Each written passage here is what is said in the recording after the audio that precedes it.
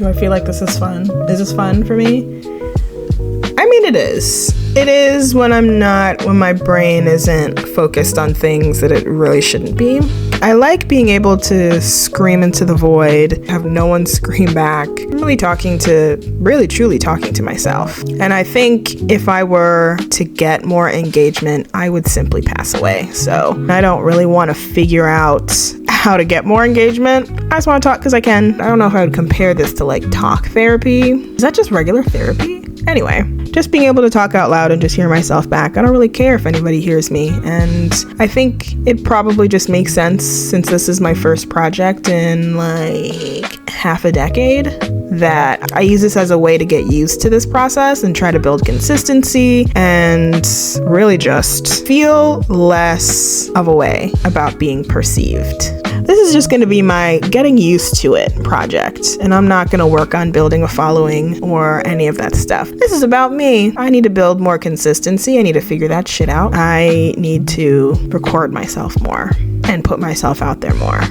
Consistency is difficult for me when I don't have structure already in place. I think when it comes to art, because it's so subjective, you can do it any kind of way, and editing and like all this content creation stuff, like you really have to be on it at all times. But because I don't have a boss telling me to finish it or a client that has, we worked at a deadline, it's just me. I'm my client, and I am super proud of myself for having finished this. It took a lot of effort, regardless of the simplicity, because I didn't have a deadline. I didn't have any structure. I feel like because it's art, it's very subjective, and I don't have like a person telling me what to do and when to do it, it's hard to stay on it.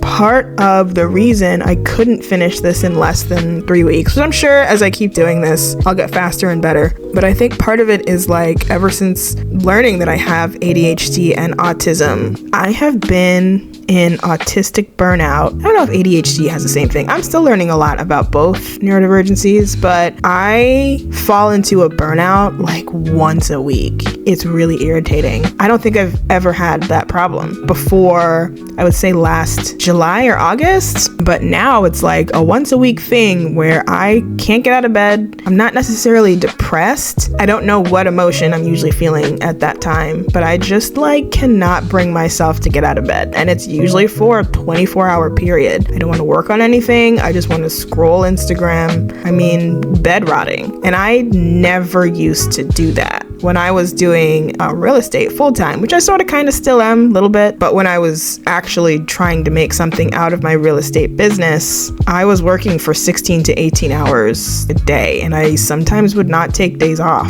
I did that for 3 years straight. Super unhealthy, I know, but I'm a raging workaholic, and I cannot remember ever having a day where I just needed to crash. And now it's like a once a week thing. Like, I did see content actually today about that, where it's likely as a result of having operated in survival mode for so long, of making sure that I had enough money and wasn't going to end out on the street again. The hustle mentality, especially working for myself. I feel like once I let that go last July, and really nothing happened, I feel like I just snapped. I was like, I don't want to do this anymore. I'm hustling hard as fuck, and I am not getting the results that I want. I don't want to do this anymore. I just like put my hands up and I stopped for like a full month. And then I started to work on becoming more mindful. And then I, done the autism and the ADHD, and just learning a lot about myself in the last 5 months, 6 months. So now I'm in burnout every week, maybe every other week. And yes, right. So the content that I saw mentioned that it's as a result of having been in survival mode for such a long time, and my body and brain basically still not feeling safe in the the sudden stop in workaholism. Even though I don't feel that survival mode anymore, I don't. I know I'm gonna be fine. I think sometimes there are days where I'm like, who do I think I am? I've hustled my entire life, my entire freaking life, and all of a sudden things are just gonna be easy now? I don't think so.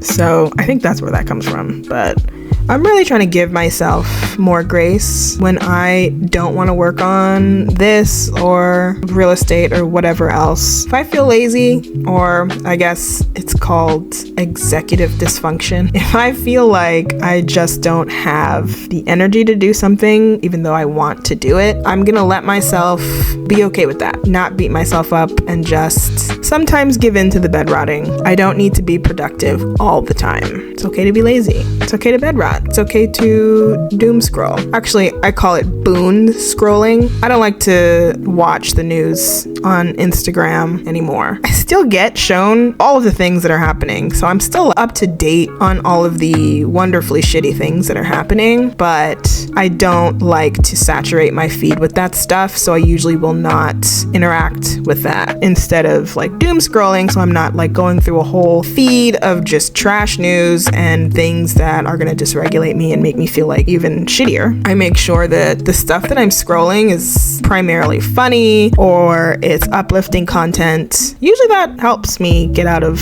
whatever dysfunction that I'm experiencing. I am trying to give myself a lot more grace in not interacting with the world when I just don't feel like it, in not interacting with the things that I want to do, that I want to get done, because I know I'm eventually going to do them and I just need rest, I guess. Word of the day is grace. And the moral of the story, be kind to yourself.